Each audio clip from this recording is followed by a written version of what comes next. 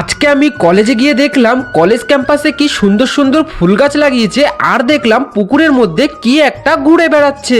সকালবেলা মা আমার জন্য গোলা রুটি বানিয়েছে আর একটা ডিমও ভেজে দিচ্ছে। তো আমার কিন্তু গোলা রুটি খেতে খুবই ভালো লাগে, আর আমার ভাইপো দেখো গোলা রুটি খাচ্ছে আর দারুণ মজা করছে। শীতকালে সকালবেলায় রোদ্দুরের মধ্যে থাকতে কিন্তু খুবই ভালো লাগে, সেই জন্য আমি মা আর ভাইপো কিন্তু সকালবেলায় রোদ্দুরে বসে আছি। তারপরে আমার কিছু কাজ মিটিয়ে আমি কিন্তু পুজো দিয়ে দিই। পুজো দেওয়ার পর আমি বসে পড়ি খেতে, আর আমি এখন খাচ্ছি গরম গরম ভাতের সাথে মাংস। খাওয়া দাওয়া হয়ে গেলে আমি রেডি হয়ে বেরিয়ে পড়ি আর চলে আসি আমাদের স্টেশনে, আর এখান থেকে ট্রেনে করে আমি চলে আসি আমার কলেজ যাওয়ার পথে। কিছুক্ষণ হাঁটার পর আমি চলে আসি আমাদের কলেজে, আর এসে দেখি ক্যাম্পাস চত্বর কিন্তু পুরো ফাঁকা, আর আমি একা একা ক্যাম্পাস ঘুরতে থাকি আর দেখি একটা পুকুরের মধ্যে কি একটা চলে বেড়াচ্ছে। তো এটা হলো পানকৌড়ি। পানকৌড়ি পাখি দেখার পর তারপরে দেখি কি সুন্দর সুন্দর গাছ লাগানো হয়েছে, তবে দুঃখের বিষয় এটাই যে একটা গাছও কিন্তু এখনো ফুল ফোটেনি। এই শীতের মরশুমে কলেজ ক্যাম্পাসটা কিন্তু খুব দারুণ লাগছে। তারই মধ্যে আমি দেখতে পেলাম একটা মাছ, তো সেই মাছটা কিন্তু আমাকে দেখে পালিয়ে গেল।